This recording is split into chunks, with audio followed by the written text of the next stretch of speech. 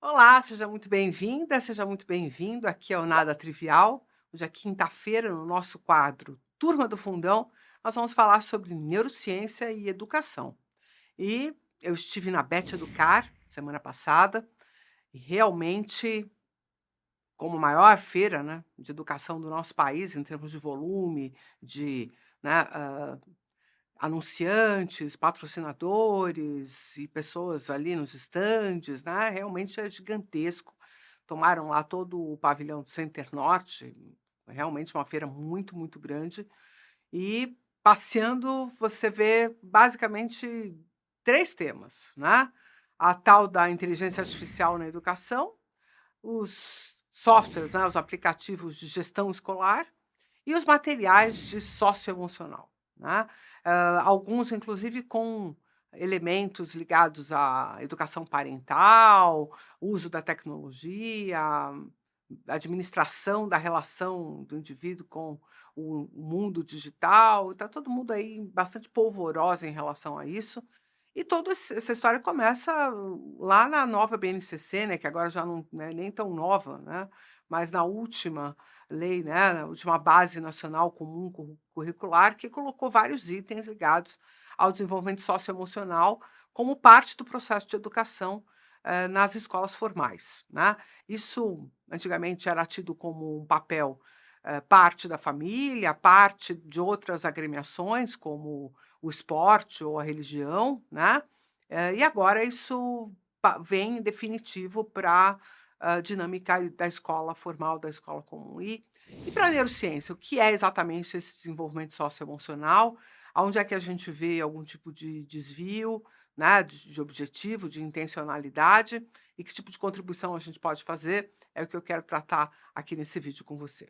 Mas já vai aproveitando, dá o like, né, compartilha, porque eu sei que no final você vai acabar esquecendo, e é muito importante para a gente dar visibilidade aqui para o canal, e eu conto muito com você para isso, inclusive apoiando a gente com o Valeu, e em breve também com o nosso clube de membros.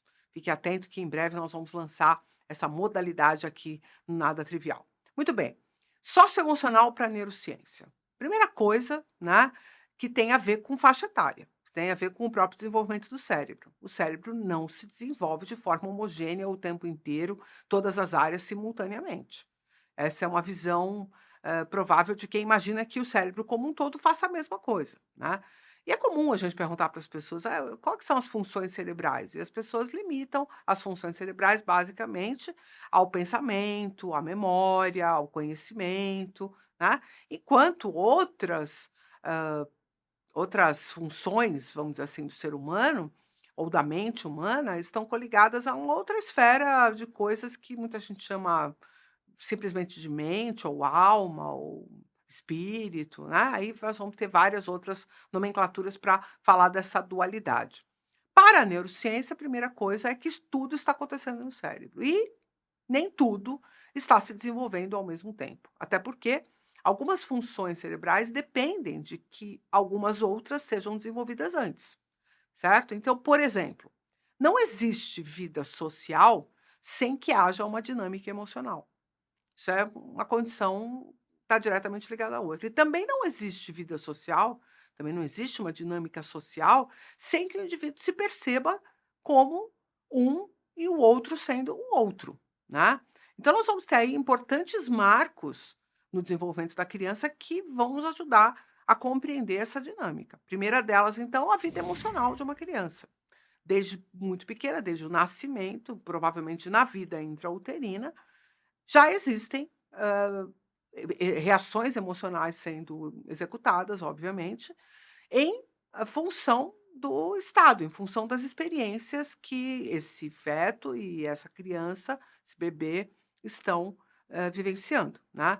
Então, a relação com a alimentação, com o conforto térmico ou com o conforto físico, a proteção, a sensação de segurança ou de insegurança, todos esses elementos vão constituindo a dinâmica emocional desse bebê. E essa dinâmica ela só vai se aprimorando quando de fato, perto lá de 9, 10 meses de idade, a criança meio que se dá conta de que ela e o entorno dela não são a mesma coisa, né.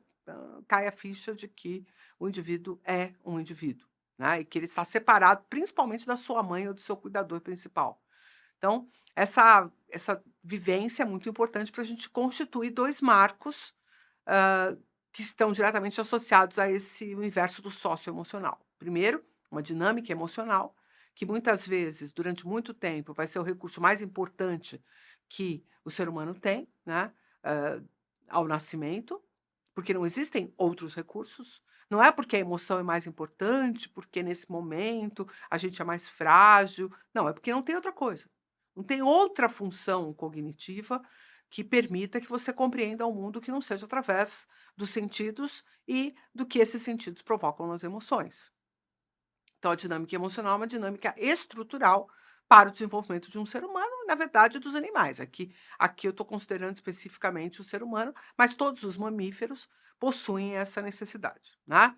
E depois essa história da construção social, que começa no momento em que eu percebo, né, eu, o indivíduo, percebo que tudo que está em volta de mim é uma coisa diferente da minha própria existência. É uma coisa meio louca, mas basta a gente pensar que se eu não tenho uma dinâmica cognitiva muito robusta, se todo o meu processo se dá através da minha emocionalidade, e a minha emocionalidade não obrigatoriamente precisa ter um agente causal conhecido, basta que o estímulo provoque a emoção, quando é que eu vou constituir a ideia de que existe um outro que não sou eu? Ou que existe alguma outra coisa que não sou eu? De tal sorte que a partir desta percepção eu consigo descobrir que eu existo, né. E aí nós começamos a ter uma questão que é: eu existo e enquanto existência tenho dificuldade de sobreviver, e aí a emoção está entrando no jogo, neste ambiente sem o apoio de outros indivíduos, né. A princípio, por conta dessa enorme dinâmica emocional, essa tentativa de solução para esse problema, que é: eu preciso dos outros para conseguir as coisas que me são importantes e eu preciso barganhar com os outros as situações nas quais eu vou ter acesso a essas coisas, ou a esses recursos, ou a essa proteção, ou o que quer que seja, ou esse alimento, ou essa caminha quentinha, ou esse banho que me deixa limpinho, ou essa roupa confortável, né? Todas essas coisas eu dependo de uma outra pessoa. Eu ainda não sou capaz de prover, essas minhas necessidades que vão se constituindo através do sistema emocional. Então, ao paralelismo, o sistema emocional trazendo as necessidades, informando sobre as necessidades, e o indivíduo se dando conta de que para que ele consiga dar conta dessas necessidades, ele precisa se relacionar com este entorno. "Ah, Carla, mas ele pequenininho já não dependia do entorno?" Sempre dependeu, só que ele não se dava conta de que o entorno era uma coisa diferente que ele, como indivíduo, tá. Então se constitui essa perspectiva de que eu, para poder sanear as minhas dinâmicas emocionais, eu vou ter que me constituir como um ser social. Isso já é a primeira dimensão do universo socioemocional. E entendam, neste momento, não é necessário que você faça um ensino, eh vamos dizer assim, enciclopédico a respeito das emoções. E eu vejo muita gente indo por esse caminho. Não preciso ficar dizendo para a criança o que é o medo, o que é a raiva, o que é a tristeza, o que é, descrições acerca das coisas. Na verdade, eu preciso instruir, nesta vivência emocional da criança, em que circunstâncias estas manifestações se dão no corpo dela para que ela tenha a clareza e a produção de uma consciência sobre essa reatividade emocional.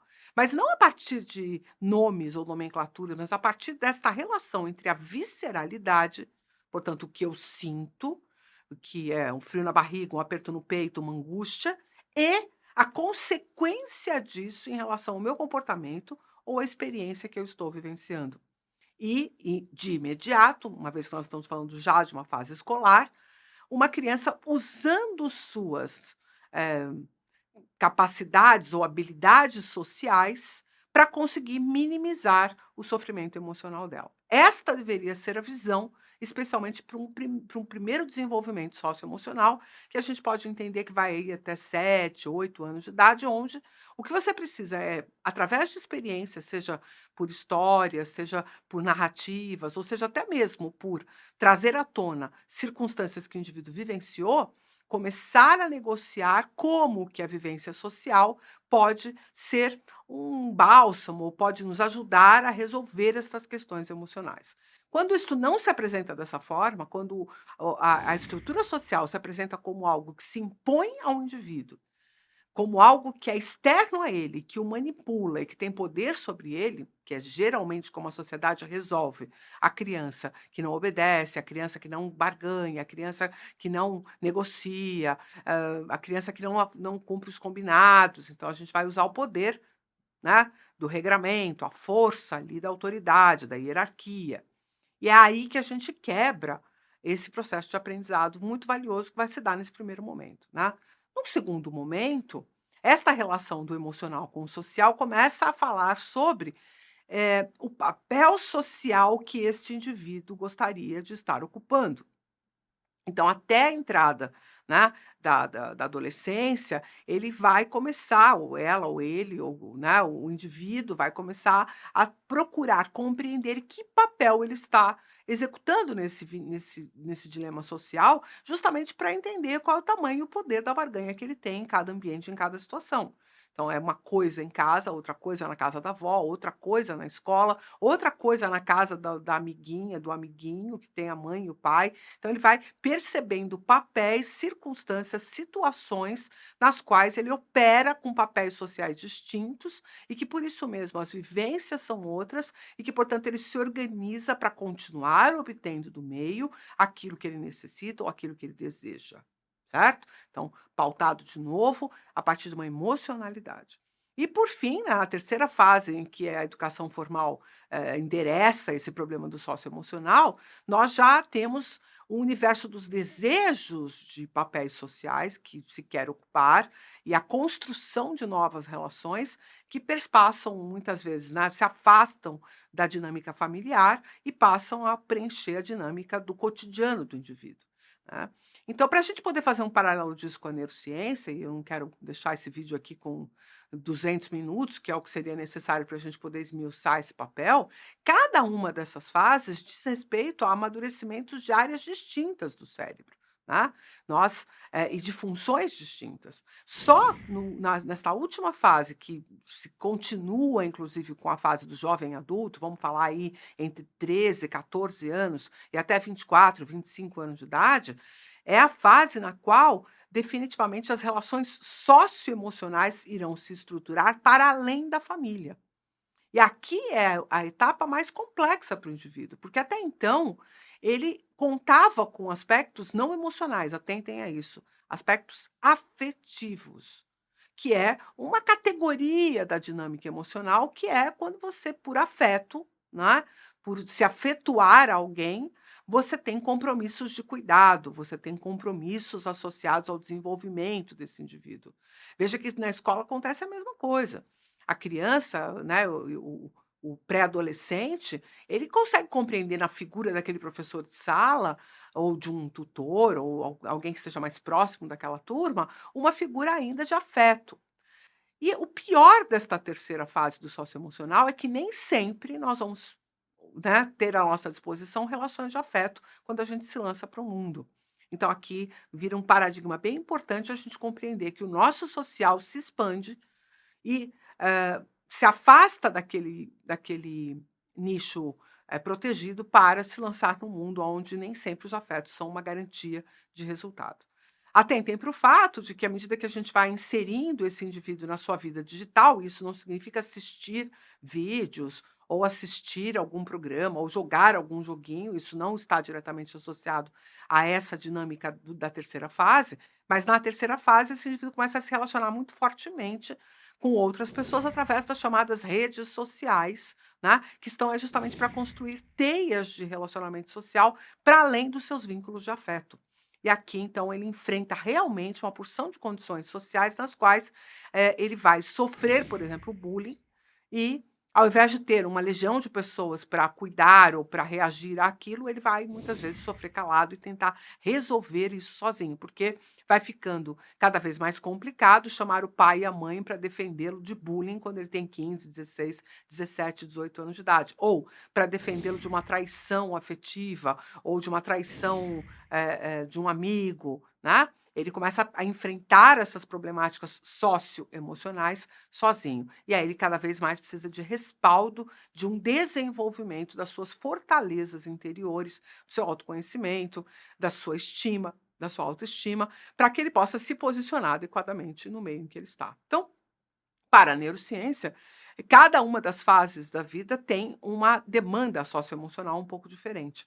E o que eu tenho visto, né, de uma forma bem genérica, assim, fazendo uma interpretação bem genérica, é que as pessoas não consideram essas diferentes, desses diferentes momentos, essas diferentes necessidades quando montam esses materiais, acreditando que o que mais importante é apresentar o regramento. Eu vejo muito material de socioemocional dizendo o que você tem que fazer, não desenvolvendo a capacidade crítica de tentar enumerar o que seria bom fazer, né. E, alguns outros materiais apenas falando sobre um esclarecimento da vida emocional, como se fosse, na verdade, algo muito desconhecido de nós, sendo que a gente vive com nossas emoções o tempo todo. Então, não é uma questão de dar nome aos bois, não é uma questão de, dar as regras de convivência, mas sim edificar essas estruturas cerebrais que estão em formação e que precisam, através das experiências, dos embates, das circunstâncias, dos afetos e dos não afetos, se constituir como uma potência do indivíduo, como um recurso que é, através da sua dinâmica relacional e emocional, construir um arcabouço social no qual ele pode operar e, obviamente, ofertar valor a esta sociedade, podendo então fazer parte dela como um membro importante que será cuidado por este entorno. Esse é o grande desafio do ser humano e à medida que a gente vai vivendo eras digitais, eras tecnológicas, vai ficando cada vez mais difícil de endereçar esse problema através das relações sociais.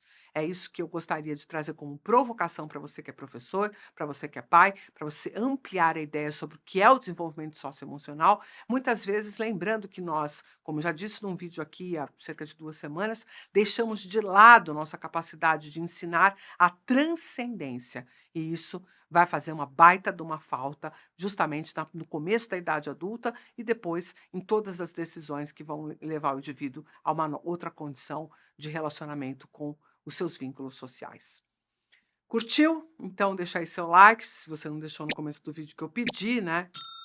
Compartilhe o vídeo com seus colegas, compartilhe com as pessoas que você acha que estão interessadas nesse tema e, se puder, deixa aí um valeu para esse time incrível que está o tempo inteiro buscando entregar o melhor conteúdo para você aqui no Nada Trivial. Um abraço e até o próximo.